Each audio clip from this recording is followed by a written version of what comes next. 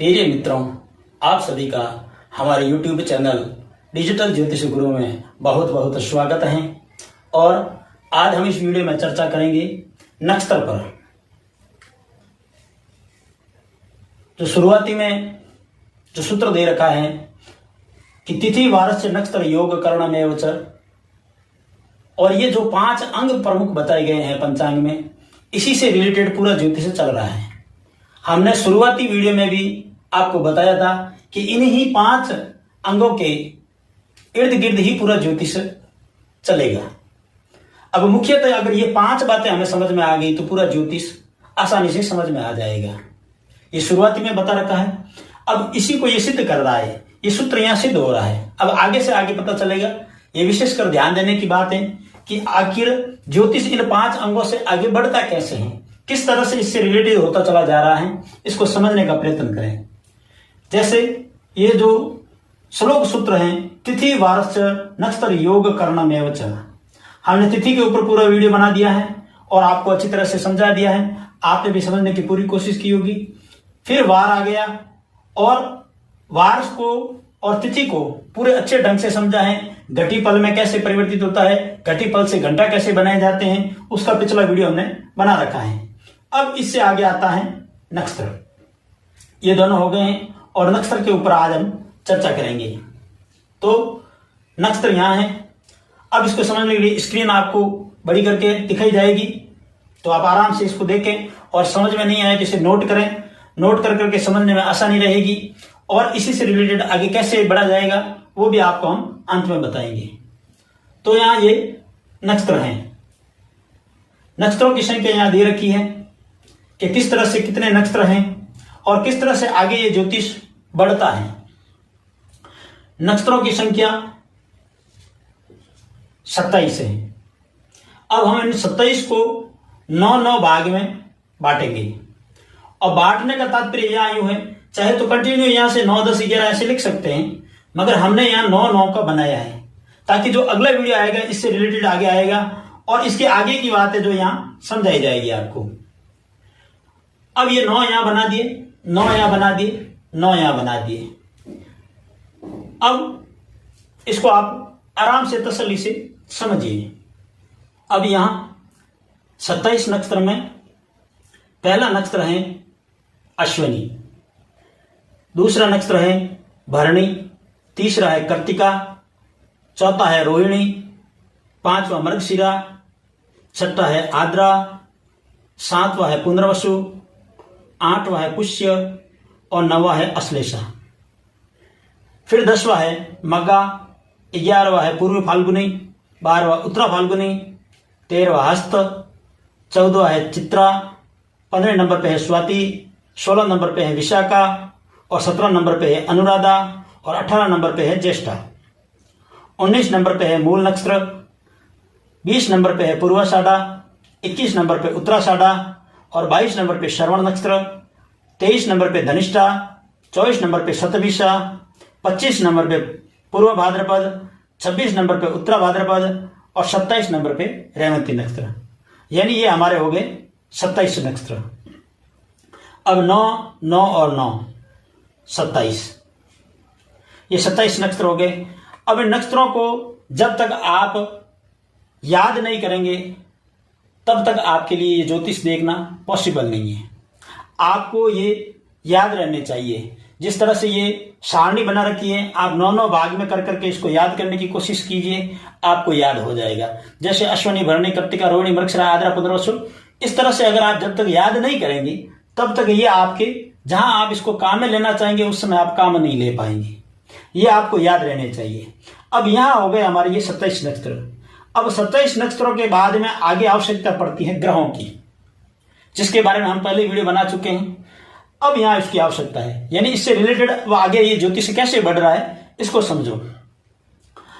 क्यों जरूरत पड़ रही है कि जितने ये नक्षत्र हैं इनके स्वामी हैं, इन नक्षत्रों के वापिस स्वामी हैं, वो ग्रह स्वामी हैं। अब उन ग्रहों की यहां आवश्यकता पड़ रही है कि जो ये नक्षत्र है इसका प्रत्येक नक्षत्र का ग्रह का गुरु कौन सा ग्रह है।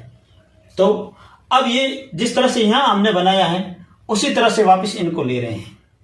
अब वैसे जो ग्रह है वो तो उसी तरह से चल रहे हैं। रवि, सोम, मंगल, बुध, गुरु, शुक्र, शनि, राहु, केतु, ये 9 ग्रह उस तरह से चल रहे हैं, किंतु यहां हमने ऊपर नीचे कर दिया है। ये सिर्फ इस सारणी को समझने के लिए और आपके सरलता के लिए इसको यहां ऊपर नीचे किया है। किस रूप में किया है कि जो ये 3-3 का यहां मानेंगे इनको। अभी सीरियल ये चल रही थी, मगर अब हमें सीरियल ये माननी है इन ग्रहों के लिए। नक्षत्र के लिए सीरियल ये चल रही है कि 9 यहां आकर के वापस 10 से यहां से शुरू हो गया और 19 से वापस यहां शुरू हो गया, मगर यहां आपको 1, 2 और 3 इस तरह से मानना है। ये तीर का निशान किया हुआ ताकि ये जो 3 ग्रह हैं इनका जो ग्रह स्वामी है वो केतु है। तो आपको केतु, शुक्र, सूर्य, चंद्र, मंगल, राहु, गुरु, शनि और बुध इस तरह से ले लिया है। अगर आपको समझने में आसानी चाहिए तो इसे नोट करें या इसका कोई स्क्रीनशॉट लेके रखें, ताकि ये आगे से आगे ये काफी अगले वीडियो तक चलेगा, ये इससे रिलेटेड चलता रहेगा। अब अश्विनी, मग्गा और मूल, ये जो नक्षत्र हैं इनका स्वामी केतु है। वापिस यहां भरणी, पूर्वा फाल्गुनी, पूर्वाषाढ़ा इनका शुक्र है। कार्तिका, उत्तरा फाल्गुनी, उत्तराषाढ़ा सूर्य ग्रह है इसका स्वामी। रोहिणी, हस्त, श्रवण इसका चंद्र है यानी सोम। मृगशिरा, चित्रा, धनिष्ठा इसका मंगल ग्रह स्वामी है। आद्रा, स्वाति, शतभिषा इसका राहु ग्रह है। पुनर्वसु, विशाखा, पूर्वा भाद्रपद इनका गुरु है। पुष्य, अनुराधा, उत्तर भाद्रपद इसका शनि है। अश्लेषा, ज्येष्ठा, रेवंती इनका गुरु बुध है।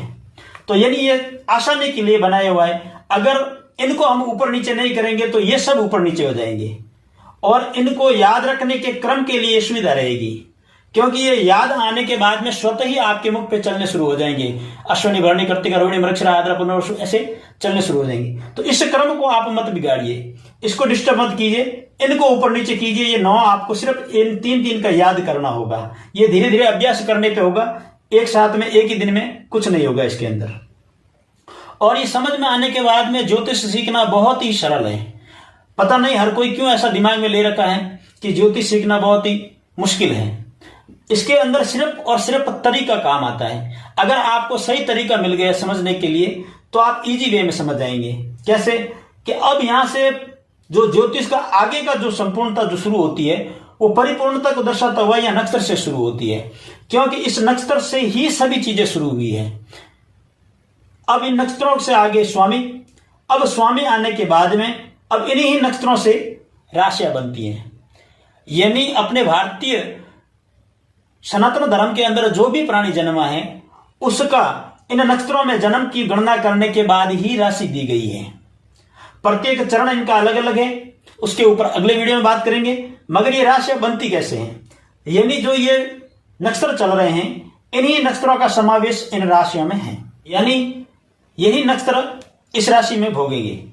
इन नक्षत्रों के द्वारा ही राशि बन रही है और उन्हीं के आधार पर नाम दिया जाता है और नाम देने के बाद में ही राशि बनती है। तो ये चीज आगे चलेगी। अब इन्हीं के साथ में नक्षत्र हैं, नक्षत्रों से आगे योग बनेंगे, जैसे अमर सिद्धि योग, पुष्य योग, या जैसे भद्रा लगती है। ये सब चीजें इन्हीं से रिलेटेड है। यानी ज्योतिष का अब यहां विस्तार शुरू होता है इस वीडियो से। अब हम आगे चलेंगे तो स्टेप बाय स्टेप चलेंगे। कई बार कोई लोग जल्दबाजी करते हैं कि ये चीज कैसे सीखने के मिलेगी, ये कब सिखाएंगे। आपको बिल्कुल जल्दबाजी नहीं करनी है, आराम से सीखिए। एक के बाद में एक स्टेप आएगा तो आप भूलेंगे नहीं, आपके दिमाग में रहेगा, क्योंकि आप पंचांग जिस समय खोलेंगे ये जो स्टेप चल रहा है इसी स्टेप से आपको आवश्यकता पड़ेगी। और अगर इसको अच्छी तरह से समझना है तो आप 58 नंबर पेज पे निर्णय सागर पंचांग पे देख लीजिए। अगर आप इसको और अगर समझना चाहते हैं कि भाई किस तरह से समझें, तो आप पंचांग निर्णय सागर में पेज नंबर 58 है 58, उसके ऊपर आप ये चक्र देखेंगे।